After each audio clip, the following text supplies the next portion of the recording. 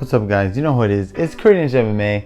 Now, it's been a long week. I've had a lot of little notes here and there. I mean, hit that like button, hit that subscribe button if you haven't already. I mean, let's get that bull crap out of the way, okay? I don't want to deal with that stuff. But yeah, we got some nice little breakdowns here. Crazy card.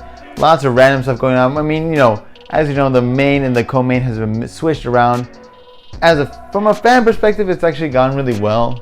From a betting perspective, I mean, that's another issue. So I'm laying down. It's been a long week, like I said. Had a nice little time going out, but that's neither here nor there. Let's just get in this. Let's get in it. Let's get into these breakdowns, man. I don't want to sound too annoying. All right, so I want to get. First of all, I want to go for the. Let's go for those early prelims here. Let's see if we can get a nice little bet going. Get a little prelim bet going. A little parlay if you want to put in there. We got Martinez versus Reed over here. So, okay. Now, Martinez might have the power and pressure advantage.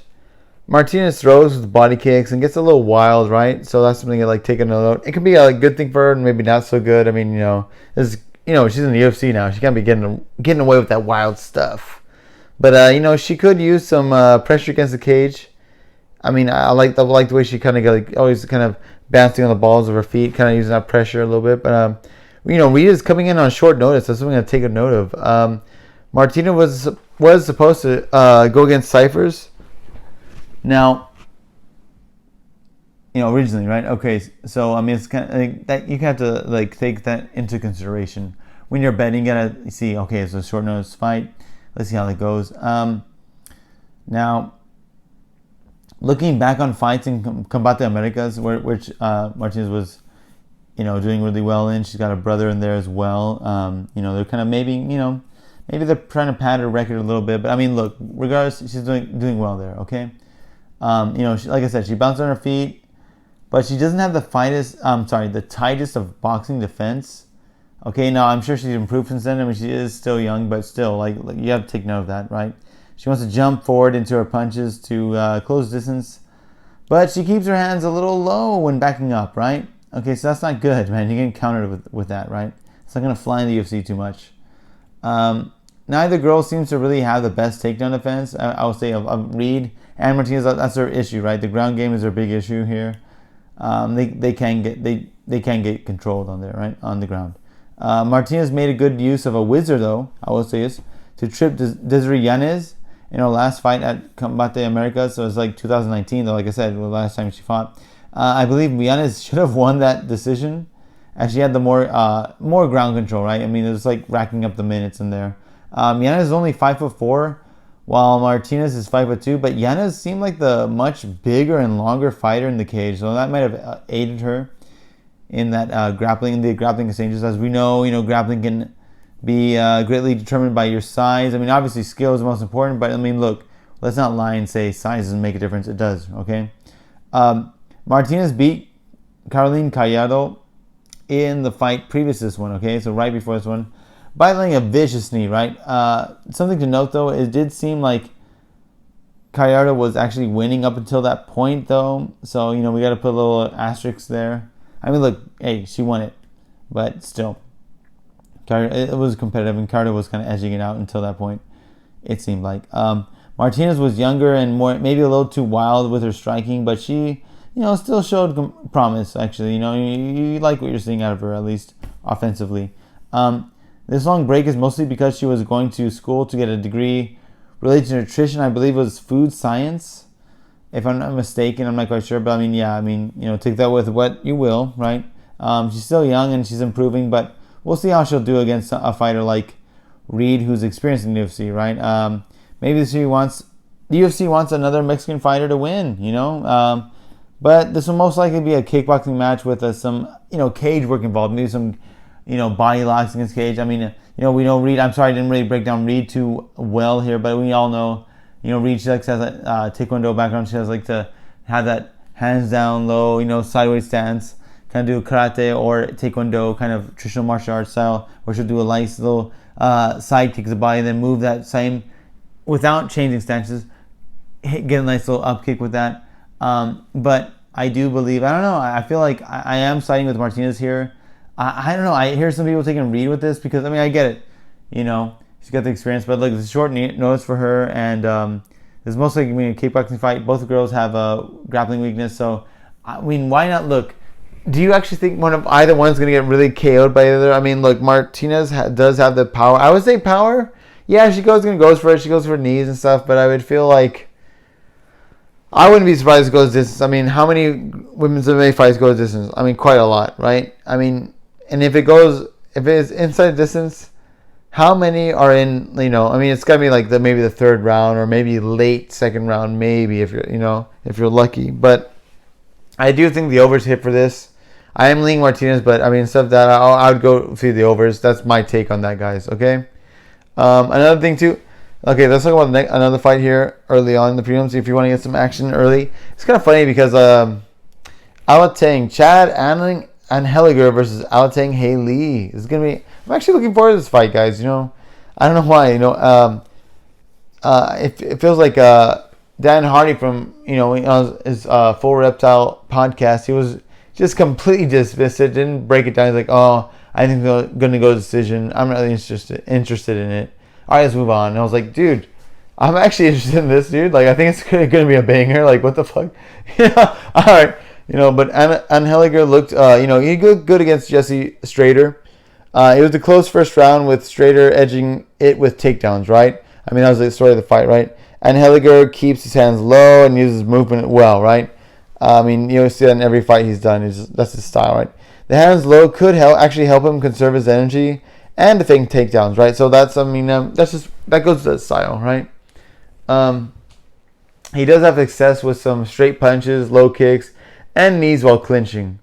He likes to flow and reminds me of Bobby Green a little bit. Like Bobby Green, has the hands down, kind of, stressed a little bit. I mean, not as how can I say? Not as he doesn't showboat as much as Bobby Green, but I do feel like he actually does have a similar style, kind of hands down, wants to stay loose right there, In the third round, though, of this, when he was going against Strader did, stuck to the game plan, and he did take Alan Heliger down.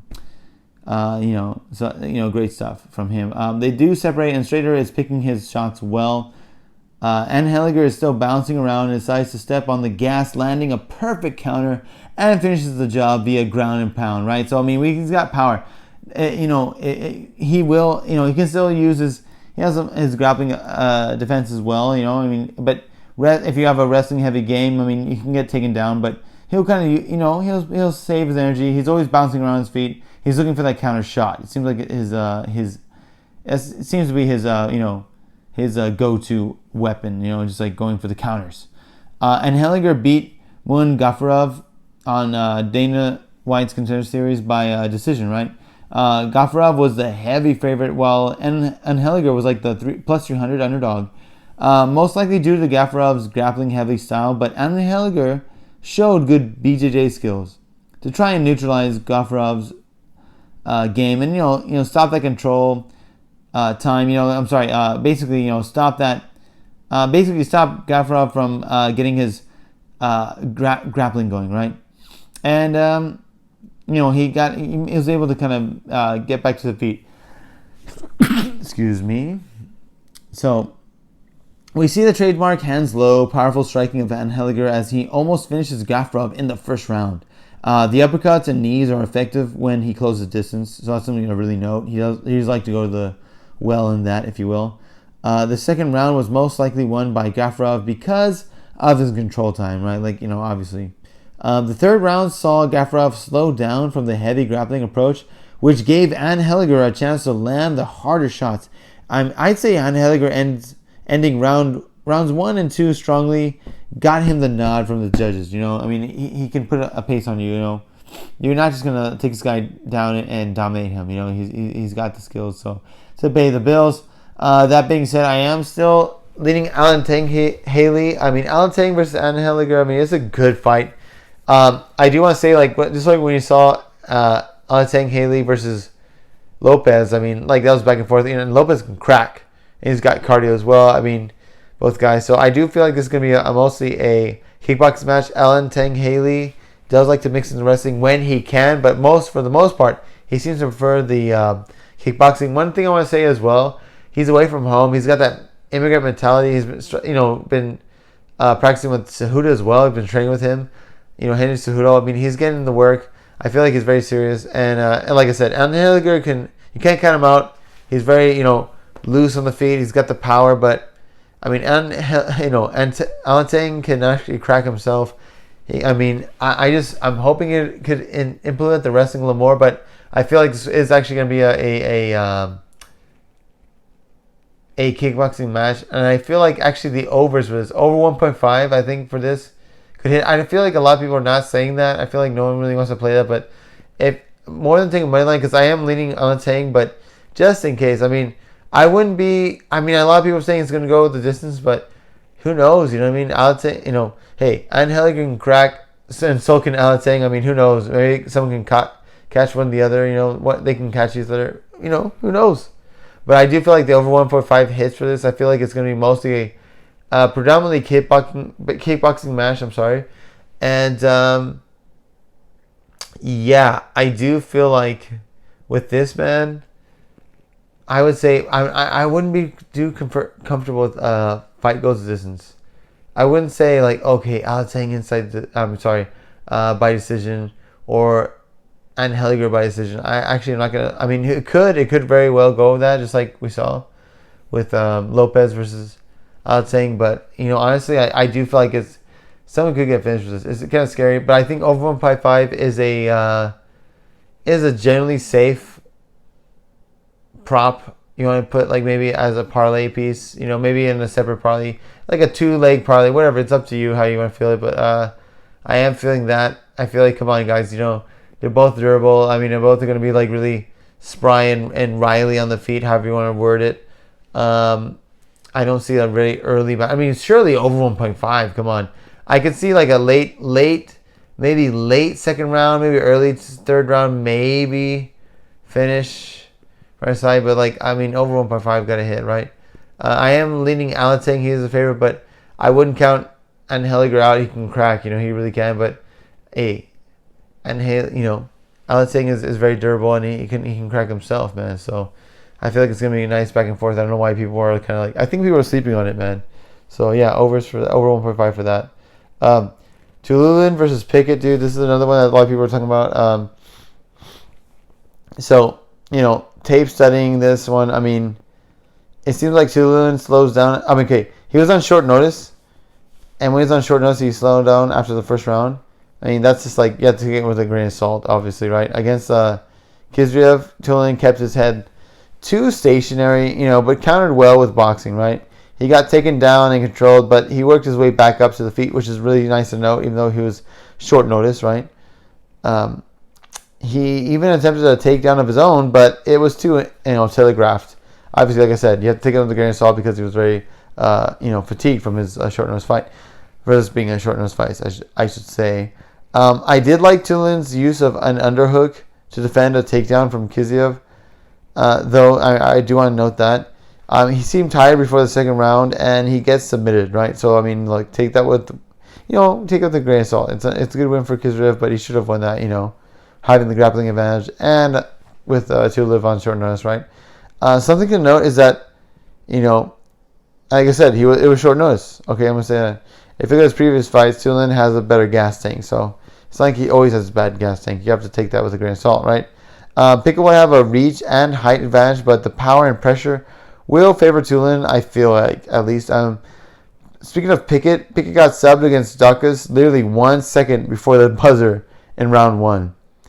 Pickett is apparently a brown belt in BJJ, but there are levels to this grappling, to the grappling game. And Dukas, was racking up the control time with over like 2 minutes and 30 seconds of having Pickett on his back. Pickett is a big guy, so it could aid him against Tulin. And it's not like Tulin will be able to control Pickett in the grappling. I'm not really seeing that happening. I see this fight going one of two ways. Like, either Tulin will pressure Pickett and eventually land a shot that rocks him, or Pickett will use his movement, reach, and some clinching / body locks against the cage to win a decision.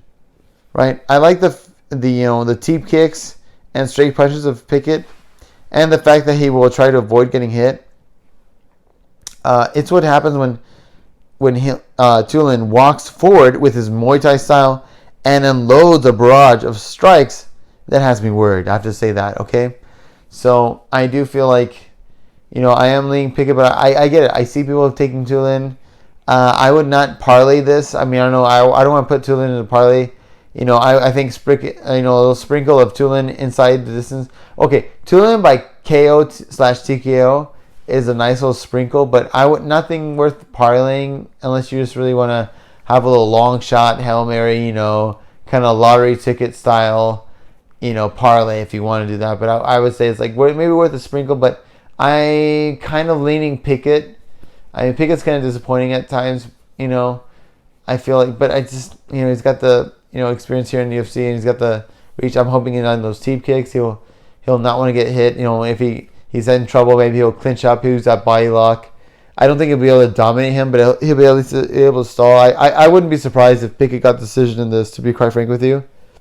But that being said, if you want to have fun with it, Tulin by TKO KO, a little sprinkle on that. Okay, it just depends. Or if you want to have a little popcorn fight, just don't even want to fucking watch, play it at all. That's fine as well, right? Now let's talk about Wolf versus Dumont. That was like early. That's in women's MMA. It's kind of weird. Now I've been wondering about the over 1.5 for this. Actually, it's women's MMA. Come on. Statistically, I see women's MMA. I think, oh my god, 1.5. Come on, 1.5's got to hit, right? But you got to mind your P's and Q's. You got to do tape study, and look, Wolf has been doing real estate, and we haven't really seen her since Dana White's Contender Series back in 2020. Okay, she's got size for sure and a boxing background, but Dumont is stiff competition. I still feel like Dumont looked pretty lackluster in her last fight but maybe if she mixes in the wrestling, she'll win a unanimous decision. I actually see that happening to be quite frank with you. It's women's MMA, so I'd be careful taking money line on either side. It's weird. I see people, debating this. I get it. Size. I mean, look at the face-offs. I mean, Wolf looked big. We knew she's like 5'11". Okay, she's gonna be bigger. She's almost 6 foot. Right? She's big. She's jacked. I get. She's got the boxing background. I'm sorry, but if you look at the Dana White's Contender Series, she can still get hit. Like I said, the boxing looks good there, but Dumont has power herself. I mean, and like I said, the boxing background, apparently Dumont seems like a big step up for her. I just feel like this.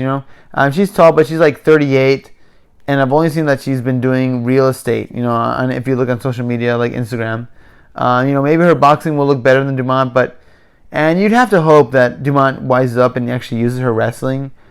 She showed low fight IQ in her last fight and didn't wrestle enough, so that was really terrible. She has she's going to be fighting on this card. It's kind of interesting. Dumont's money line is the same as over 1.5. At least when I took these notes, it's minus 138. I'm sorry, minus 380. So Dumont money line and this fight over 1.5 is minus 380. So implied odds for that are 79.17. So you just have to ask yourself if you think Dumont has over an 80% chance of winning, or the fight has an over 80% chance of going over 1.5. Now, which are you more comfortable with? Do you think that Dumont wins this matchup, 80% of the time? If that's the case, just go ahead and put her, get her money line. Or do you think, are you more comfortable in this fight going over 1.5 rounds? Do you think it has an 80% chance of that? I mean, I think over 1.5 should hit for this. Minus 380 is steep, but you could put in a little parlay, a separate little parlay. I'm not saying parlay everything, but put this with something else you feel really comfortable with, right? Maybe a 2-leg parlay. It's up to you. 2 leg, 3 leg, whatever. It's up to you, man. But yeah, I feel like I am kind of favoring Dumont. I get it. I think Wolf will look good. She's big. She's her size and her boxing to go in there. But Dumont, like I said, it's all up to Dumont if she has fight IQ or not. And I get it. She has some she has power too. Everyone's saying Wolf is gonna have that power, but I'm like, dude, Dumont has power too. She's got the dumb truck, as they say, right? Hey, it is what it is, man. And I feel like she can stand on punches, and she won't be too discouraged. I feel like she could catch Wolf or something actually herself. And I just say, if she just mixes in the takedowns or even changes levels, don't even complete the takedown, but at least go for it, like a blow body lock, change levels a little bit in between your striking approach. And I feel like she could actually get a decision for this. I think over 1.5 hits for this, that's my take on that. Nothing hot. So, yeah, those are a couple of fights that I actually really like. I was going to talk a little bit more about this stuff, but there's a lot of things I want to talk about. I guess before I go, I could talk about, just off the top of my head before I go to sleep. All right, we got the craziest matchups here, like, Chima versus Holland. Like, no hot takes, guys. All right. Like, Holland on the feet, if he stays standing, like, we all know Holland has some deceptive power. He's long and rangy. He can get it done. But, like, look, him getting taken down by Oliveira, almost getting stuff like, he was like, oh, I'm fine. But, like, dude, him getting dominated by someone like Cowboy Oliveira, Chima is way bigger than that. Like, you think he's not going to be able to handle, do that? And, Holland knows, he's like, hell no, it's not a favorable matchup. Like, he's very honest about it. Hey, it is what it is. I think Chimaev does get it done. Holland's very hard to finish. I don't know. I don't know. I could see it though. Maybe he gets a TKO. Maybe, who knows? Maybe even a sub. Actually, I wouldn't be surprised. But I feel like Chimaev is. I know he's so steep, but I'm not mad at you if you have him in a parlay. Let me put it that way. If you want to have for fun, if you're that nervous about it, if he's like Chimaev's like the last leg of your parlay and everything's going well, I would totally understand hedging with Holland, right? I get it, dude. As far as the main event, we got the fucking G's, man. We got Nate Diaz versus Tony Ferguson. This is a people's, fight. And all the people are like giving some hate, like, oh, they got losing records right now. Recently, they've had losses and all this, that, the other. But, like, dude, it's better than this, like, getting sacrificed to, like, a much heavier Chimaev. Like, F that. Like, dude. And it's funny because I guess Nate Diaz is the underdog. But I am favoring Nate Diaz. I feel like he's going to nice back and forth. In the boxing, I feel like Nate Diaz will have the boxing match. I've done a lot of tape, as we all have done. We're all fans of these guys, Ferguson, I'm just, it's like a popcorn fight. I do feel like the overs hit for this. Like, look, both guys are durable. I know you say, like, oh, they got rocked. I remember I called it when Ferguson was going to lose to Gaethje. And a lot of people were like, oh, Ferguson doesn't get hit, blah, blah, blah, this stuff. I'm like, look, he always gets hit. He always gets hit, and he has a good chin, but like eventually that is gonna have some wear and tear. He's gonna have some wear and tear on his body, whatever, on his chin. He's not gonna be able to take those shots forever. And look, if he gets hit and they're gonna go on trade, who's most likely to go down? Is it gonna be Gaethje or Ferguson? And I called it. I said, look, I'm sorry, but Gaethje, I think he's gonna win this, because I called it. If you look back into my fight, look at that on that breakdown video I did. Eventually he's going to get caught because, Gates is going to get in that nice little high guard, take some crazy, maybe some elbows to just his elbow, to his forearms or whatever, and then land something big. And, Ferguson, like I said, is boxing the best. He likes to do, like, his best is with the elbows. He wants to cut you open, use the knees as well, do a spinning back elbow and stuff like that. When it comes to straight up boxing, I feel like Diaz actually does have the advantage. I think he'll be, longer, taller guy. Like, it's not like a huge. Ferguson's got that nice reach, man. But I do feel like the pressure as well. Like, Nate Diaz likes to add that pressure when he can, And Brazilian Jiu-Jitsu, dude, they're both so slick on the ground. I feel like it's really gonna be hard for them to sub one another. But I'm really interested to see how that plays out. I want to see some grappling going on, and I think over 1.5 has to hit for that. I don't feel like either's gonna sub each other early. At least not early. Come on now. And get knocked out? I don't think so. I think it's going to be back and forth. They're very durable. They're more like volume.